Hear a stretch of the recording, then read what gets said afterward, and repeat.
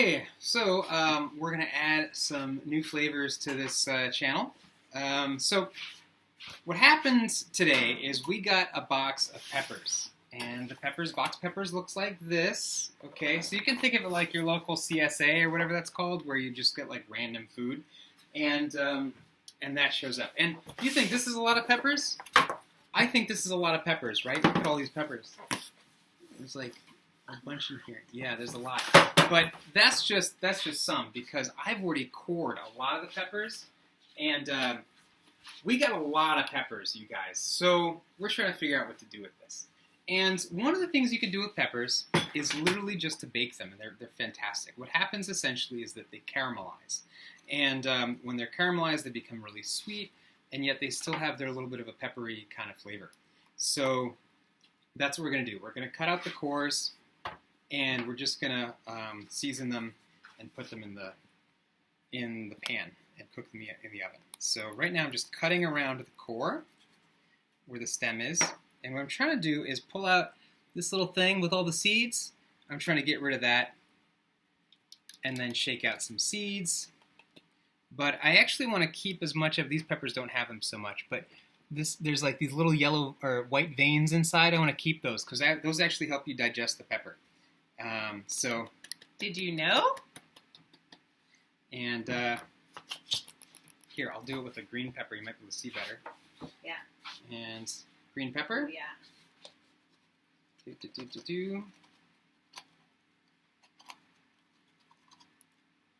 And I pull out the core, and you'll see that there's still some white veins in there. I don't know if the light catches it, maybe not. You can see it a little bit. And then we've got the stem with all the seeds. So we don't need the seeds for this. I've heard you can toast the seeds and that they're delicious. I personally have never tried that, but maybe it's worth trying. I don't know. Probably like popcorn. So I'm going to do this as quickly as I can. We have maybe 20 peppers left. And when you practice, you get really good at it. This knife actually isn't very good.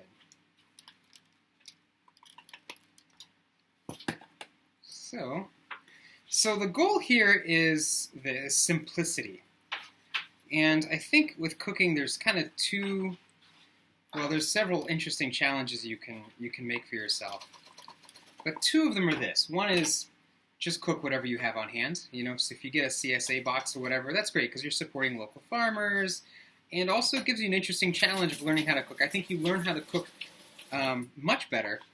You're not following necessarily recipes. You're actually learning how to develop the flavors of the food and how to cook the food to change the textures and flavors to something that you want. And that's, I think, true cooking.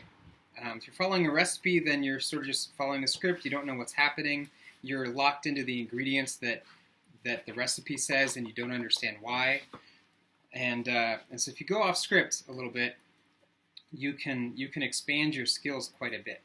The other thing is that, you know, with a lot of more advanced recipes, you're looking to layer flavors, which is great. I love layering flavors. I think it's really cool to play with time when you're cooking.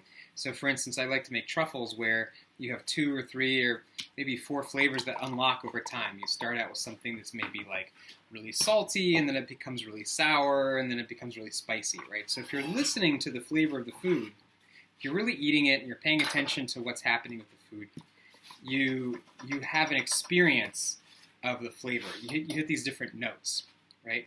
Now, most people don't eat like that. They eat to sort of nourish themselves, especially in Western culture where we have so little time allotted for food. Let's say like your lunch break can only be 20 minutes.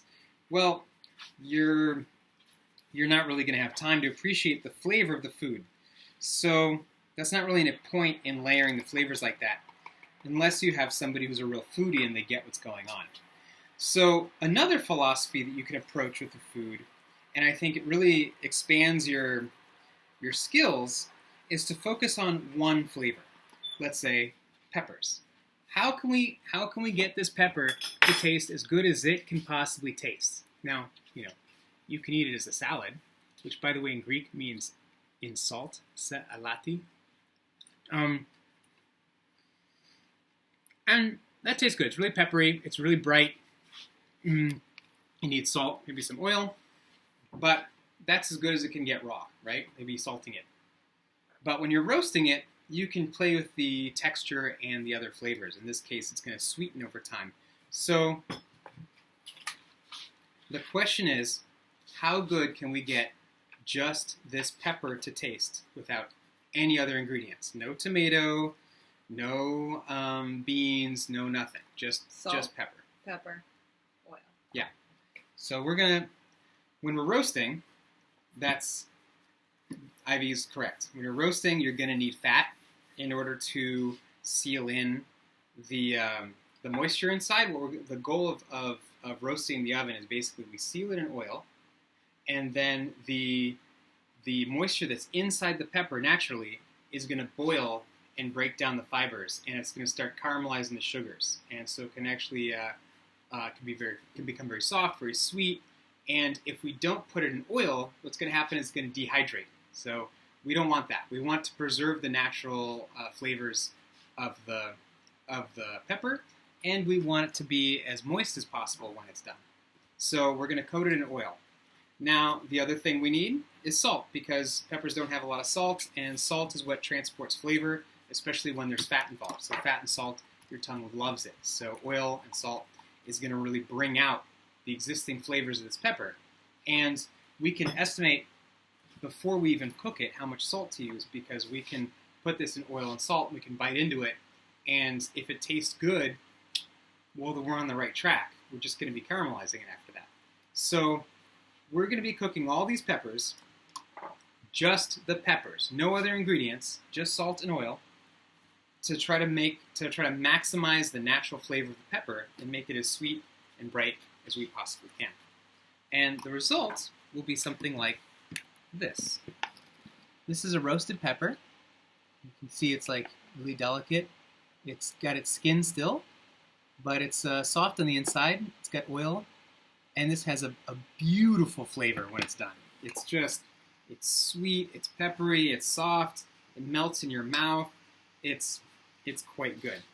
So that's what we're doing here today. We're going to get these peppers to be the best peppers they can be. And what you find when you're cooking like this, and you're just like, oh, this is what I have, and what can I make this into? If you get the same ingredients over and over again, right? Because let's say it's summer. We're summer here in Greece, we're getting a lot of peppers, a lot of zucchini, a lot of eggplant, a lot of tomatoes. A lot. And a lot. That's literally all we get. We don't have a big supply chain here. The economy collapsed, and so we can't buy lemongrass or, beets because it's not the season, and they come from somewhere else, so it's not local. So there's no way to get it. And that, in and of itself, is the foundation of all food culture.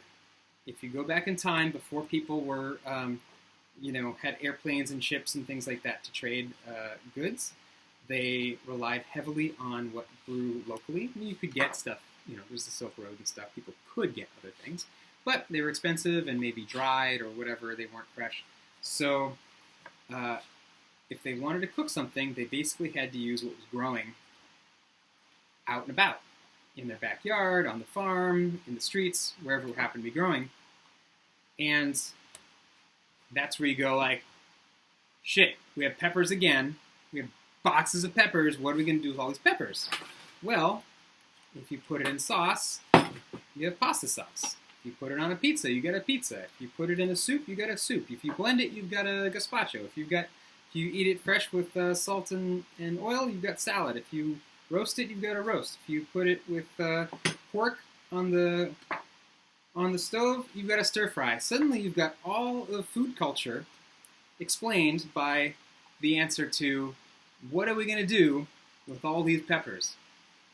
And the best foods, honestly, came from that. So if you're like, oh, I love Italian food, well, that's how Italian food is made. You're like, oh, I like Greek food. Well, that's how Greek food is made. You like Thai food?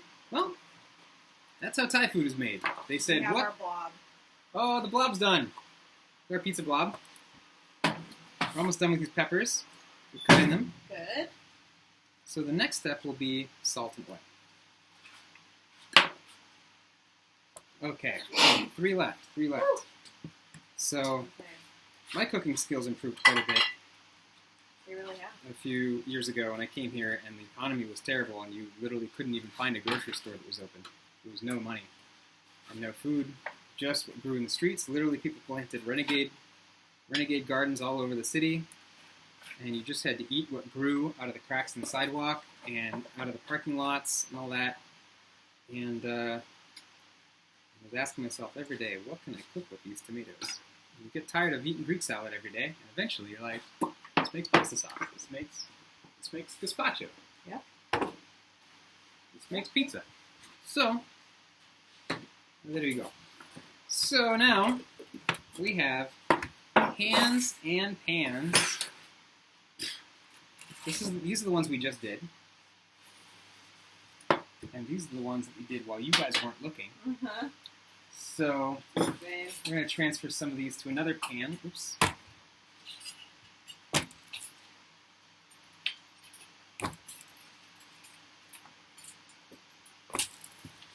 Okay. And I think it's still too much. So we're going to be cooking, literally hundreds of peppers. It's probably like 3 kilos. 5 kilos of peppers, something like that. We're going to be cooking them all in the oven at the same time. And then we'll have too much food. And then we'll be asking ourselves, what do we do with all these cooked peppers? And the answer is you can make gazpacho. You can put it on salad. You can put it in pasta sauce. You can layer it on pizza. It's going to be fantastic. Okay. So, salt. Oh, in your hand. Yeah, but You don't like that salt? Why not? it's tough to measure. Oh. Yeah. So, I have a pinch of salt here. This is what a pinch of salt looks like. Okay. Whoops, there we go. There's the camera. That's about a pinch of salt. And I'm going to start sprinkling this. Every one of these pans is going to get about 4 pinches of salt. And I'm reaching in. I'm pinching out some. Okay. 2, 3, 4. I got 4. I'm going to do this one. 1, 2, 3, 4, 5. And I'll do this one. 1, 2, That's a lot. 3, yeah. 4. And Peppers take a lot, though. yeah, I happen to know that it takes about 4 pinches per pan because I've done this a million times. But, if I were testing this, I would bite into them. First, I'm going to put some oil because I need to know. I discovered recently, this is kind of interesting, that oil and salt help preserve food. I know it's like obvious when you say it out loud, but we under-seasoned some ratatouille the other day, and it didn't last more than a day. And we don't use the fridge here. We put everything in the oven as a sort of like not a refrigerator. It's just the storage area for our food for some reason. Greeks are new to industrialization. So anyway, normally our food lasts a week or so, like 3 to 5 days in the oven without refrigeration. But we put less than enough salt and less than enough oil in this ratatouille, and it turned bad like immediately. And now we know that it's like salt and oil is really the magic to preserving the food as well as the flavors. So it kind of works out both ways. So this oil we measure by eye, and I'm going to be pouring a lot in because there's a lot of peppers here. Oh, this is broken. Yeah, it's broken. I broke it on accident. Okay. You need a knife? Yeah, I need a knife. Thanks. Oh, Or if this knife maybe a is smaller one? Yeah. Okay. So I'm going to try to open this. For some reason, the top is broken, so. Try to pull it off, and then it just, boom. It's like, wait, what do you do? Okay. All right, now I got. Okay. Oh, that still didn't work. These things. Try to open it here. Okay, almost got it. So you can here. I'm trying to open it. Yeah, there we go. Oh, we got it. We got it. Okay. Now, we're pouring some oil. Let's show that on camera here. So, oil. We put a lot of oil in here. And we won't really know if we have enough until we look at it, we feel it, we taste it. So, mix these in oil. And what I'm looking for is, first of all, minimally, for them all to be covered in oil. I can tell you this isn't enough oil right now. Pour some more. I need each of these peppers to be totally coated in a little oil. And I want just a little left over on the bottom to lubricate the pan. So that's going to be my objective for seasoning. I'm just rubbing these down with the oil right now. That's from the bottom of the pan. We can rub them in.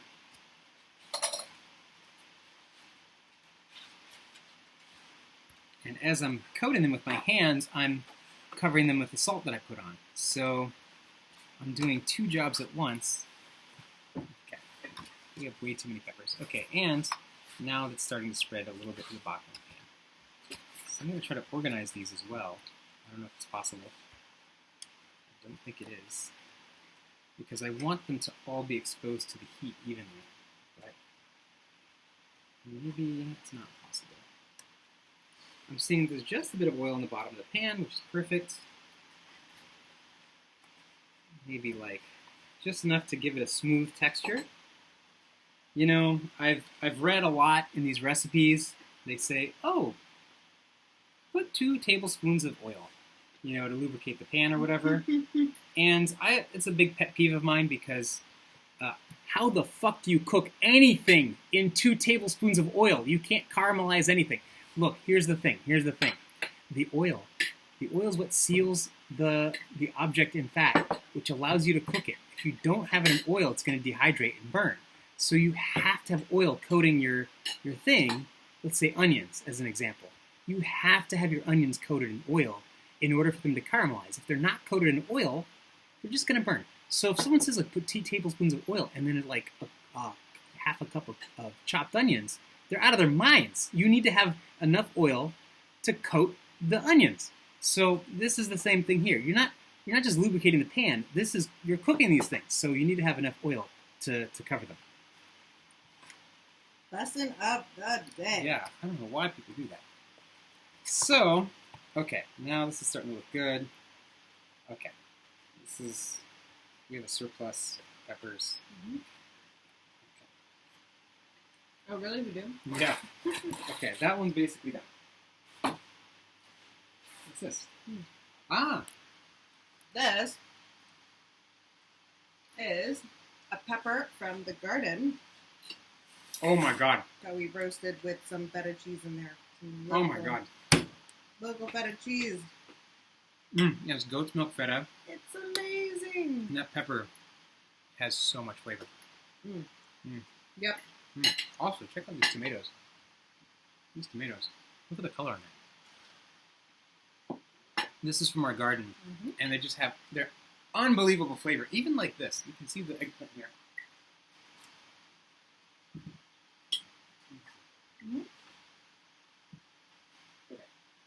This is an eggplant from our garden. This is an eggplant from the store. Okay? It's a big difference. This tastes amazing. Okay? Amazing. This tastes like nothing, really. I mean, it's okay because it's fresh. We have farms locally, but still, it's like a couple days old, and it's like it was picked before it was like really ripe, and this is where it's at. I mean, the color alone, it's like this shiny black. It's beautiful. Okay, let's go back to this. Coating peppers. Coating peppers. More oil. Like, more oil than you think. Yeah, it's a lot more oil than you think, honestly. So we start by kind of roughing these things up, and then you're going to start coating them in oil. Even after they're coated in oil, you really need like a little oil on the bottom. You need to be able to feel the oil when you're eating these. It's it shouldn't be oily soup, but every bite should have a little drip of oil goes down the back of your throat, Kind of like how French fries, you know that like that sensation of eating French fries, and you just kind of go like, It's because there's like little droplets of fat in the French fry that goes down the back of your throat, and that's what makes the French fry not delicious, but like satiating. And so what we want this pepper to be is not only delicious, but satiating. So in order to do that, we have to give it just a little more oil, so that every bite has like just dripping a little oil. Not so much that your spoon is filled up, but it's gotta give a little, you know. So, all right, I'm almost done. I'm just gonna organize these. Again, we want them to all be exposed to the heat. We don't want any of them to be sheltered, because then they won't grow up to be healthy, well-adjusted peppers.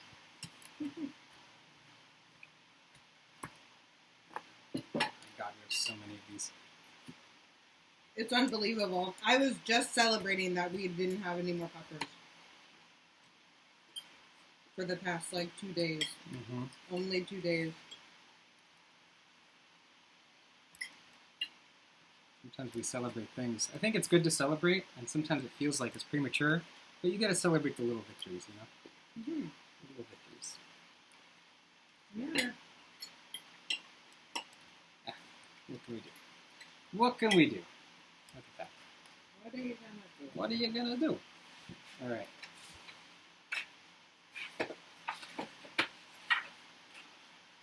Now this one, I think we still need another pan, to be totally honest. We need another pan. Okay, you want me to get another pan from the Yeah, bottom? yeah. That's... It's gonna be hot. Oh no, what about here? Those won't fit. Right, I got Give this a little more oil. Oh, we haven't tasted these yet, so we don't know for sure if they're the good flavor. Yeah, okay. this one, I think? Yeah. Oh wait, you pull out the pizza, right? You could cook more on the pizza thing. Yeah, this I can. I mean,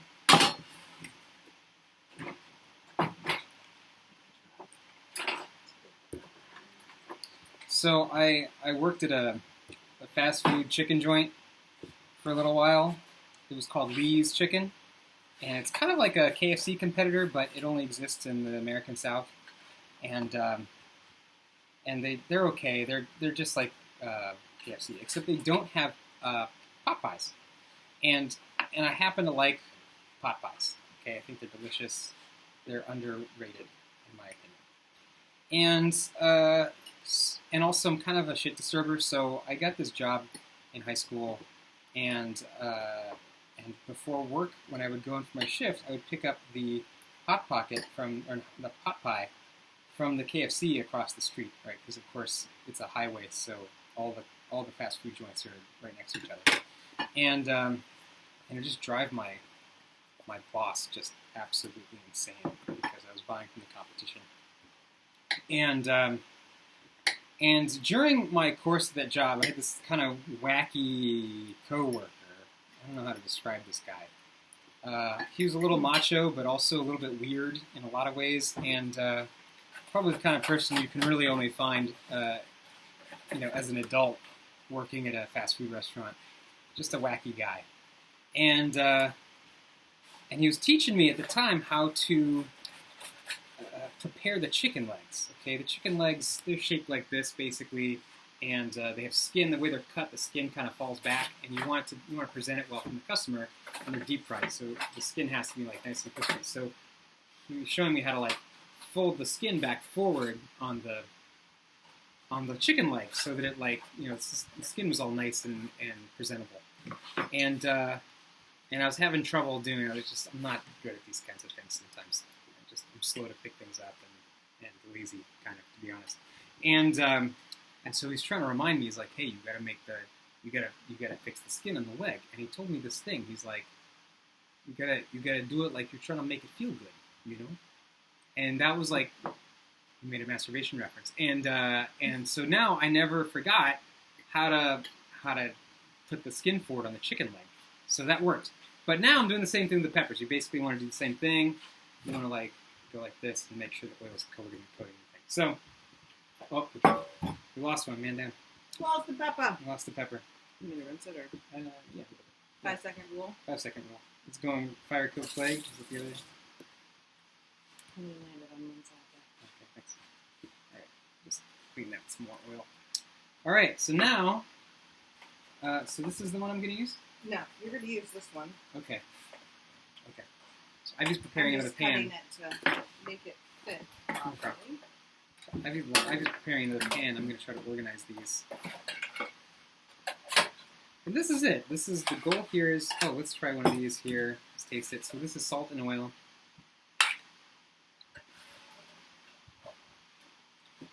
Not bad. Not bad. Mmm. Trying to decide if it needs a little more salt. I think it does. Just a bit. It's going to be hot, okay? Mm-hmm. Okay. Mmm. So I'm going to leave it on the stove there. Pretty good. So if you can eat this by itself and you're like, this is delicious raw peppers, then you're doing something right. You're on the right track. Does it touch more salt maybe? Just a little more salt. Yeah. Wow. Just a little more salt. Okay. So, there you go. Then when these cook, they're going to be amazing. Amazing. So let me get the salt out. More salt, more salt, more salt. Salt's a funny thing because without any salt, there's no flavor. And as you add more and more salt, it brings out more and more flavor. Until this like tipping point where suddenly it becomes salty. So it's kind of confusing because you think like, oh, I can get more flavor out of it. I can get more flavor out of it. And all of a sudden it's like, oh, too much, too much. It's salty now. And yeah, so I find it difficult to work with sometimes. It takes some practice for sure. And then you can tell people who don't really have a lot of experience with salt sometimes because they like the flavor of salt. So they don't understand the nature of salt to bring out flavor.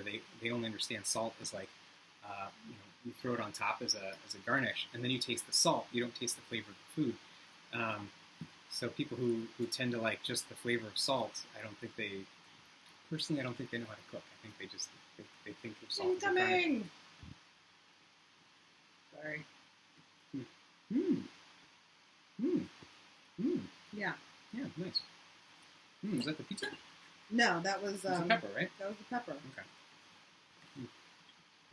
Okay. All right. I'll have you try the blob, which is the pizza. Okay. Mm. So yeah, I like to add salt before something's cooked, but if it doesn't have enough salt, you can always throw salt on the top after, but it's not the same because you're basically tasting the salt. He likes to say something like, salt after spice makes everything nice. Salt before spice. Salt first. Salt before spice Salt makes before everything nice. Yeah. The reason is, salt is going to establish what the flavor profile is. Let's say I'm adding cayenne. Salt brings out cayenne. Let's say I'm adding sugar. Salt brings out sweetness. Let's say I'm adding cinnamon. Salt brings out the cinnamon. So if I season it to taste first, I go, oh, I love this. I love this perfect amount of cinnamon. Then I add salt. What's going to happen is that the salt interacts with the cinnamon and makes it stronger. So you'll be overshooting your cinnamon. So you need to add your salt. Salt and fat is your first flavors because that's what transports the flavor to your tongue. After that, you put your other seasoning, and then you can have an understanding, a realistic understanding of how the rest of your flavors are interacting with your food. So, salt first. Salt first. Salt before spice makes everything nice. Okay, let me taste these. Salt.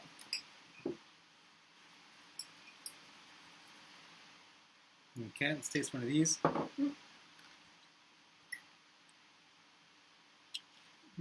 little more salt, just a little more salt.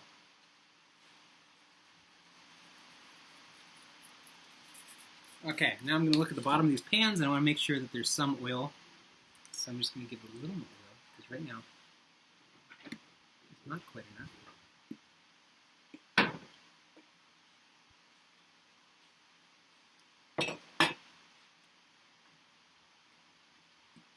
Okay.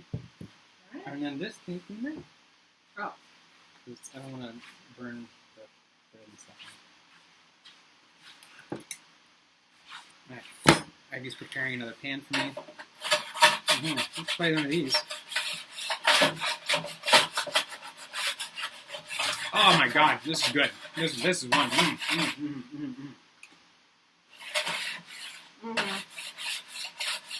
Wow. Yeah. That pepper is as good as it can get. So we're gonna roast that. Wow, that's really good. It's gonna be delicious.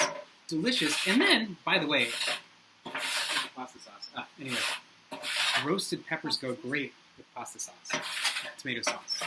So if you got some homemade tomato sauce, oh my god, together they're amazing. You can put them with beans if you want, but if you're just gonna make like the perfect peppers, just these alone, they're gonna be fantastic. We'll do a video on how to make tomato sauce. Yeah. When we get some moldy tomatoes. Yeah. You'll be grossed out. It's like childbirth. It's like the most beautiful and the most disgusting thing you can ever see. Arguably, still very different. There you go. There you go. Cool, I'm thanks. leaving it there because it's very hot. Okay. All right, now we have our last pan.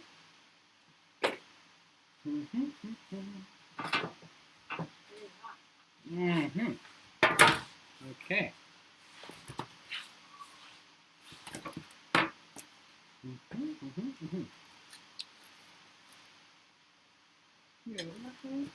My hands are oily. I won't be doing that. No!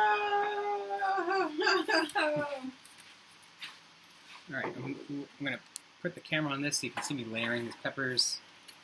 And essentially, I'm doing this. Got it. Get them as evenly distributed as possible.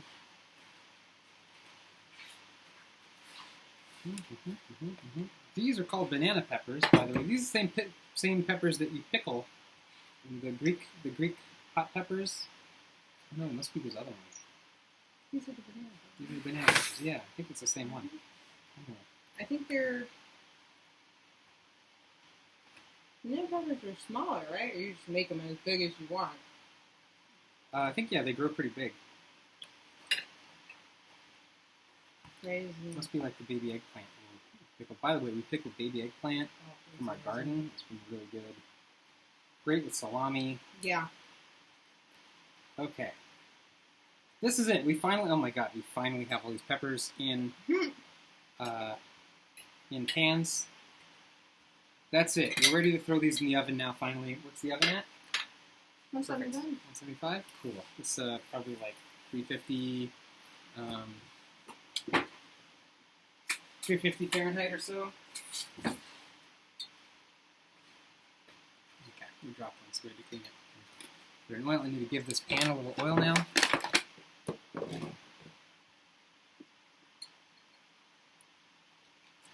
So that it's lubricated.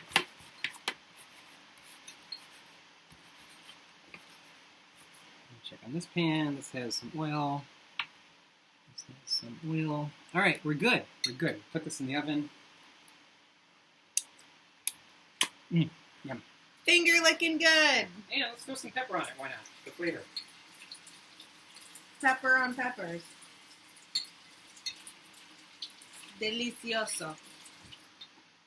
Yeah. And in Greek, delicious is nostimo. Nostimo. All right. Nostimo. Get some pepper. Sprinkle a little on. Some flavor. That's right.